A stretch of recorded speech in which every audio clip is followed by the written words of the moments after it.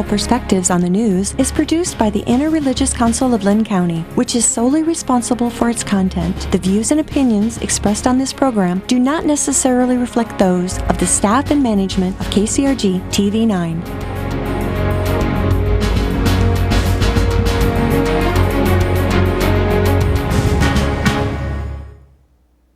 Good morning, and welcome to Ethical Perspectives on the News. I am your moderator today, Karl Cassell, President and CEO of Horizons, a Family Service Alliance. While the nation and the state of Iowa celebrated what many called a post-racial America, we elected the nation's first African-American president and spoke to the world that our checkered past should be just that, history. For all that progress that seemed to resonate as recently as 8 years ago has, in a blink of an eye, changed to nationalism and anything less than America first mentality has become a threat to our culture and our nation. This has begun to reveal a reality that is often ignored. Race relations in Iowa and many states across the country are frayed and potentially becoming blatantly obvious that there still exists a very deep-seated problem amongst the races in this country and, more importantly, the state. Today we have three panelists that will spend some time discussing this obvious problem and how it has affected our daily lives and what their organizations or institutions are doing to isolate and hopefully eliminate the problem. To my immediate left, first we have Clymer, Community Building Manager for United Way of East Central Iowa. Good morning. Good morning. In the middle, we have Stacey Walker, who is Lynn County Supervisor here in Lynn County. Good morning. Good morning, Karl. And on our far left, we have Dedric Doolin, who is the branch president of the NAACP. Good morning. Good morning. And so we'll jump right into the questions today and kind of try to unravel this and hopefully come to some solutions before we finish up. So simply put, what are some of the biggest barriers to bridging race relations here in Iowa? And anyone can start. Well, I'll start with that, Karl. I think one of the biggest barriers is perhaps one of the most fundamental, and that is acknowledging that we actually do have some challenges here in the state that we need to address. I think people need to own that, and I think people need to be unafraid to have conversations about it. Conversations rooted in facts, and some of the facts, just to begin with, we might get to this later on in the segment, but African Americans make up roughly 3.1% of the statewide population here in Iowa, yet we comprise 25.8% of the statewide prison population. And African Americans, according to some studies, are 11 times more likely to be arrested for crimes than their white peers. So those are some big problems, to say nothing of the problem of generational and cyclical poverty that tend to have an adverse and disproportionate effect on black and brown residents of the state. So I think we need to start by acknowledging those facts, and we need courageous leaders in the nonprofit community and in elected office to start talking to one another to figure out some solutions. And I think I just want to add, as individuals as well, to be able to have those conversations with each other, to get to know our neighbors, to get to understand others that maybe don't look like us, think like us, talk like us, whatever it may be, that it sometimes begins with the individual being willing to expand their circle of context, to be able to recognize how expanding those circles helps you understand better those differences in order to start recognizing where those disparities do occur, and the disproportionality we see is something that we can't accept, and that we're willing to have those conversations. I think in the field of recovery, we often look at the whole issue of alcoholism and drug addiction, and we talk about denial being the first stage. Well, when it comes to racism, denial is also the first stage. And when you don't recognize and accept that there's a problem, you don't do anything about it. So this country for years has denied the fact that we have a race problem, and because we've denied it, we won't accept it, we haven't really tried to address it. And one of the other things I think that has to happen is that we have to recognize that we have to tell the truth about people in the different races. And in this country, we have not educated people about the accomplishments and the contributions of all races and how they've impacted not just this country, but the world. And we need to do more of that. People need to know the truth about who really invented things and created things. And it's across all racial lines. There are contributions and things that have been done in this country that even sometimes people of those races don't even know. Exactly. And because of that, we have these negative concepts about what people are and what they do and what accomplishments and what they've helped to do to create in this country. And people are benefiting from things and they don't even know who created them. That's a great point that Dedric brought up. It bears mentioning that we live in a state where we have a representative in Congress who has openly doubted the contributions of minorities to Western civilization as a whole. In Representative Steve King, that represents most of Western Iowa. And that's a problem because we've got elected officials in our federal government that are not telling the truth about the accomplishments and contributions of people of all races to society, and that's important. And one of the other things that I want to throw in there is that Iowa, if you go back in the 1800s, was a leader in some things. A lot of people don't know that desegregation of school happened in Iowa before it happened, in the United States. Other places, we all know about some of those changes and some of the things that happened, but we don't know there are a number of things that happened here in Iowa before it happened in the rest of the country.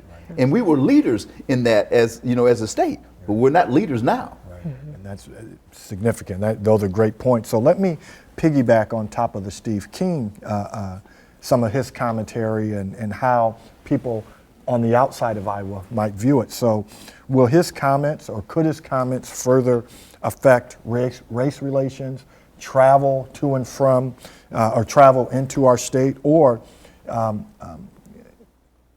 eliminate or discourage people from wanting to move to the state if they think this is kind of the pervasive attitude? Because as we see nationally, he really gets the microphone in his face a lot. And so if you don't know a lot about Iowa, would you hesitate, do you think, to move here? Or does it shed a negative light or connotations on our state with someone like that being able to say some of the things that he says openly?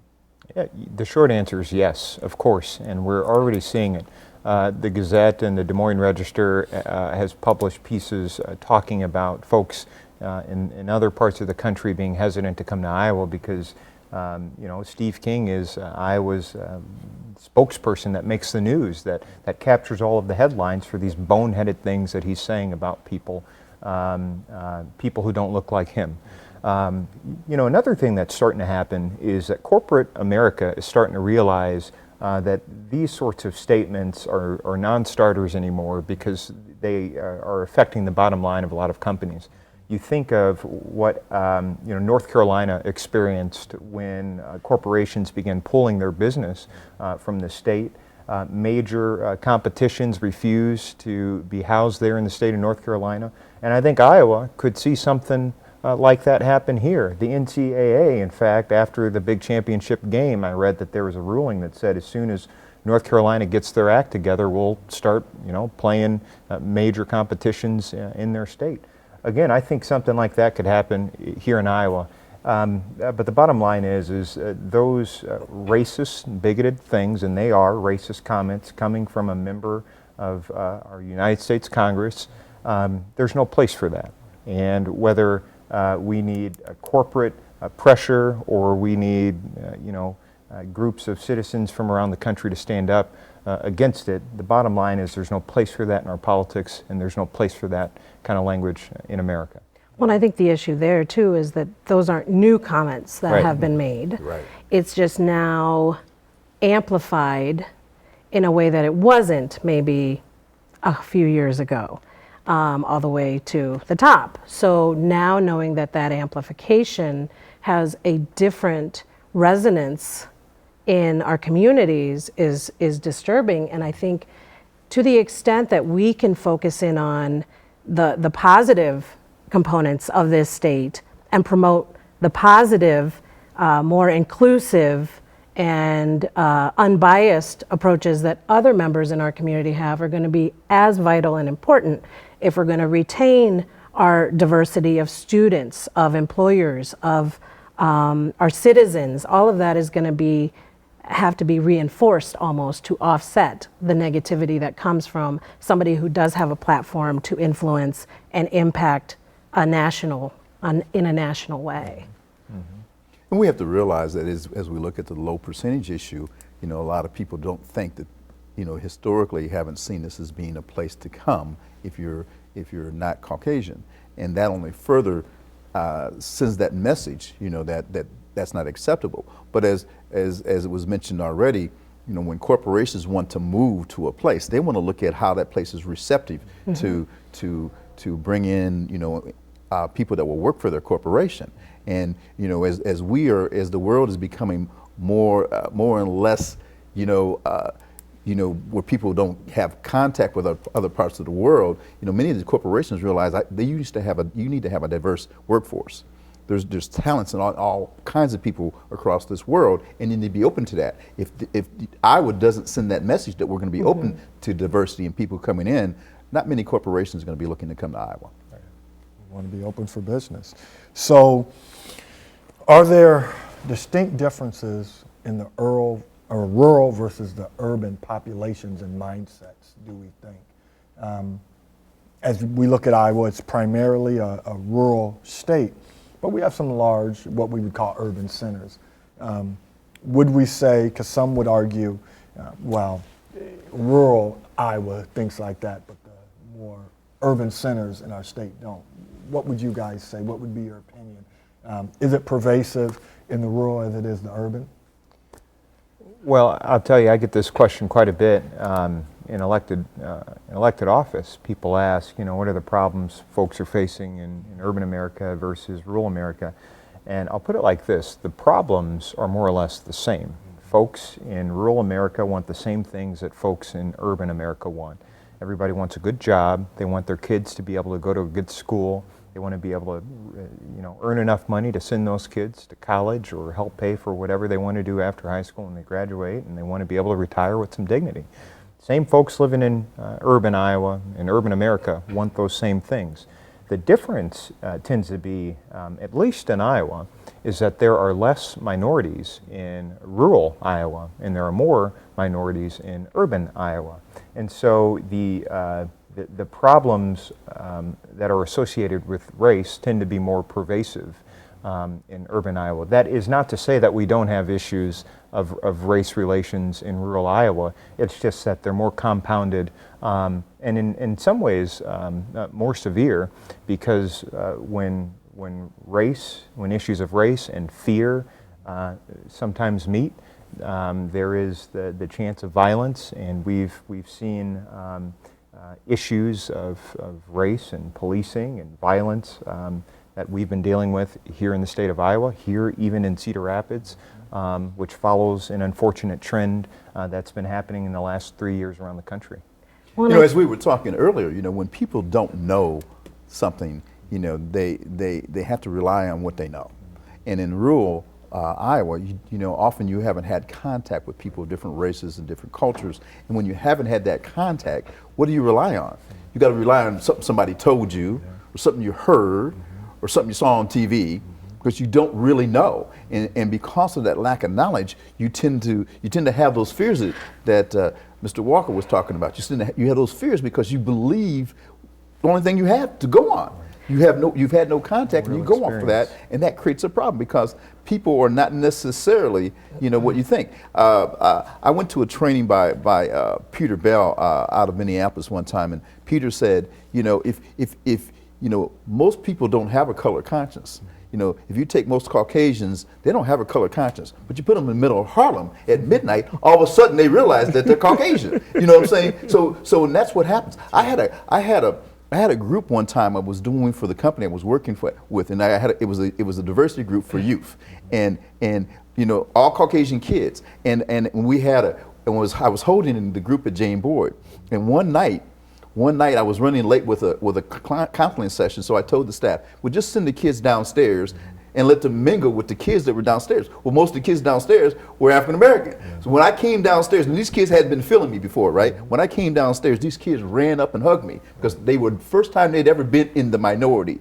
and it was a new experience for them. And most people in rural America have not had that experience. I think in rural Iowa, though, we're understanding more and more kind of majority-minority communities, because if reflecting on some of the information from the Changing Faces of Iowa with Dr. Devlin and Dr. Gray from UNI, communities like Marshalltown, who now have a majority Hispanic Latino community, and those neighbors are starting to understand the richness in diversity where they didn't before, because now they have neighbors that are potentially from other suburban communities or from other countries potentially, being able to start their own families, be part of the tax base where, you know, there's been changes in white rural America to older, aging populations, young people leaving to either go to urban centers or other career paths or other states. Here's these new immigrant and migrant families, whether from within other states near Iowa or outside of the US, that are now seen as a positive asset to that community. So I think to the extent when communities do have that influx, there's opportunity there to learn what is the wealth and depth that can become of a more diverse community when other areas are already changing with aging population and kind of people going off to school. So, Thank you. Well, we've talked a little bit about business or kind of our employment. So how do employers either eliminate or create deeper divides of populations here in the state? Are there things they're doing specifically to create a deeper divide, or are there things they're doing to help kind of squash that? And people usually speak with their dollars. So what are businesses, from you guys' perspective, doing here in the state to better or worsen it? You know, to borrow the phrase, with great power comes great responsibility, there are some huge companies here in Cedar Rapids and Eastern Iowa and all over the state. You know, some companies have been more active sort of in the challenge of cultivating diversity than others. Some companies have started entire, you know, nonprofit enterprises to really tackle these issues. But what I will say is every company can play a part, and it would behoove local governments to understand the value of diversity, as Anna was mentioning when she was talking about how Marshalltown is really thriving in a way, and they're a majority minority community, Hispanic Latino community. But you think about it this way, the millennial generation is going to be sort of the predominant workforce here in a matter of, 10 years. Millennials don't want to work in a place that isn't diverse, and they don't want to work in a place that doesn't have diverse sort of outlets and entertainment venues. And so that's a real challenge for local government.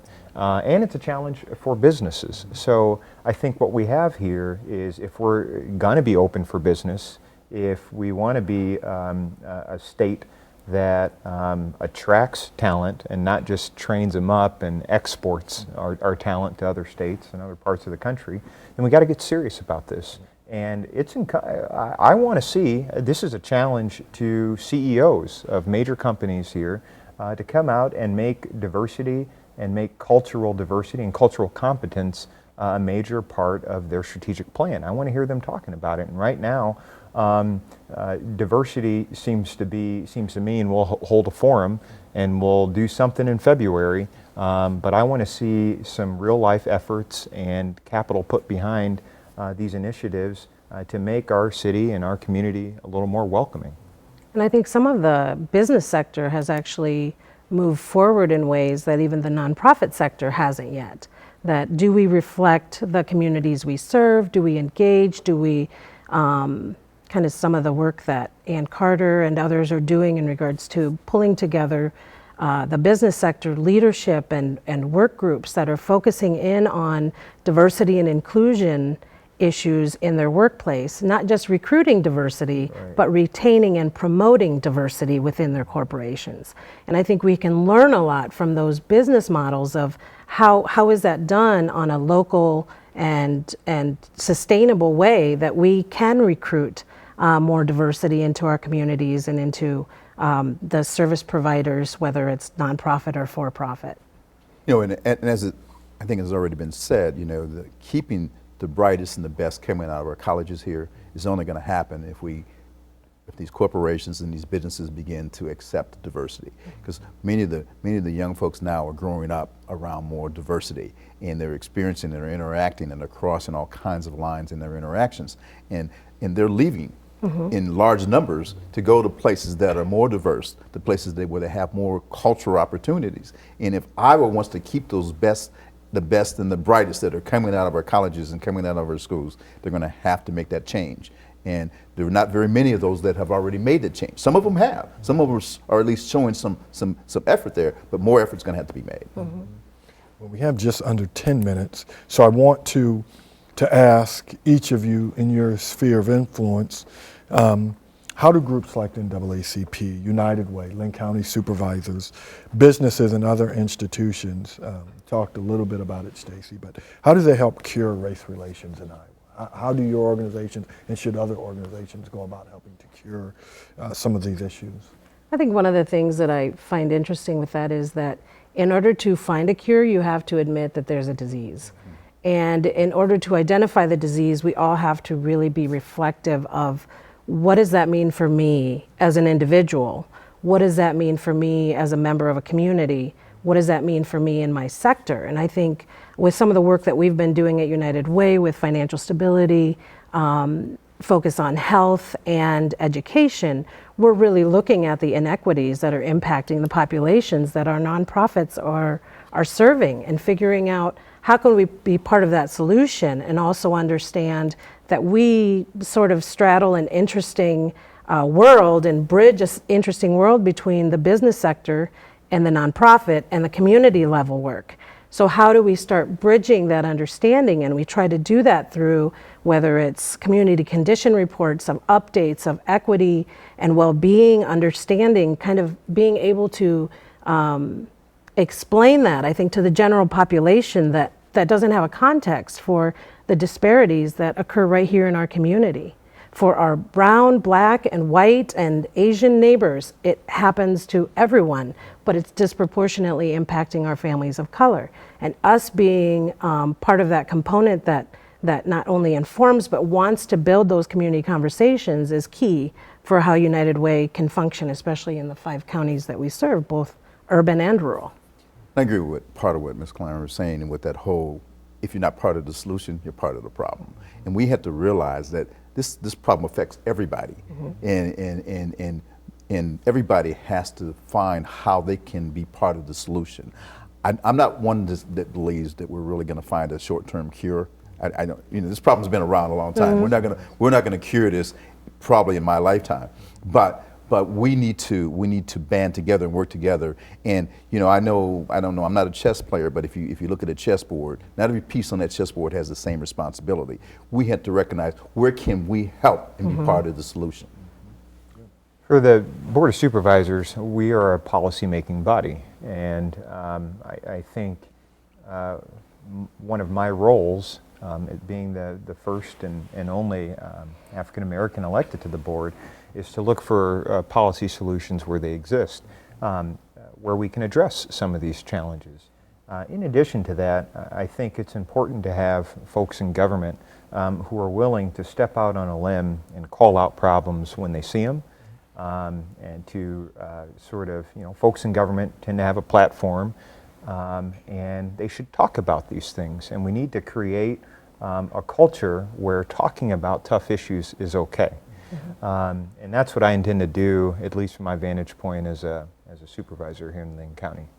I want to add to that, one of the things that we found last week, we had a booth at one of the colleges here, and the NAACP people that were there came back and told me they were shocked at the number of African American students who didn't even know what the NAACP was. And the other thing that I wanted to say here is that many people don't understand the NAACP. First off, it was not founded by primarily black folks, and it's not a black organization, but people see it as a black organization. You know, it's a organization for people of all colors, and we're against discrimination of any kind against anybody, regardless of their race. But because of the types of things that have been displayed in the media and over the years, people think it's a black organization, and it's not. And in matter of fact, there were only two people that were African American or black that started the organization in 1909. And so we have to realize that it's not just about whether you're black or white. It's about right and being treated right and fair, regardless of what race or color you are. Absolutely. Couple more minutes. What does the media need to stop doing, and how can they help?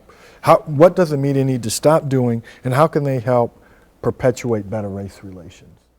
I think they have to start showing some more positive messages of people of color and less negative. I don't know how many of you saw this, but just recently they had a situation where it came out where they showed the University of Iowa, they had some white male students that they showed them in their college ties and dress, and they had a history of showing African Americans in their jail suits, and they had to admit that. But those are the sort of things that have to stop. You can't continue to do that. We have many African Americans that I know say, we almost know whether this was an African American. Because African American, they're gonna find a picture. Now we know that it's not African because they didn't find a picture. We say they're gonna go back and they have to find a baby picture if they're African American, and that type of thing has to stop in the media. I think I want to recognize that it's probably incredibly hard to be a journalist in today's world. But one of the things I will say is that it is incumbent upon journalists, people who value fair journalism, to call out lies when they're stated on air. It's one thing to let everybody get their opinions and perspectives out, but if somebody's telling you the earth is flat on TV, you got to stop it right there and challenge it. So I want journalists to save our country by being fair and calling it like it is. I agree with both of what they said. I think that the media has focused on what gets the most airtime, and when that happens, you get the most negative reflection sometimes of communities of color that aren't necessarily fair to the population as a whole, because the descriptions are varied based on the person that they're talking about. And I think Mr. Walker hit on a point, and that is, unfortunately, our society is still caught up in the negativity. That's why I was really disappointed in the 2016 election, how much bullying there was in that. And our society is still so caught up in that. That's what we get caught up in, instead of looking at what do you really stand for. Certainly. Wow. It's a great discussion. Certainly appreciated you guys' perspective, but we are currently out of time this morning. I want to thank our viewing audience for tuning in. We've enjoyed this conversation. We've learned a whole heck of a lot from Mrs. Clymer, Mr. Walker, and Mr. Doolin. Thank you. The ease in which we ignore the problem of strained race relations between all of our races is the reason it can't be resolved. Identifying a problem and attaching a solution or solutions is mandatory for growth, our time to build a great society.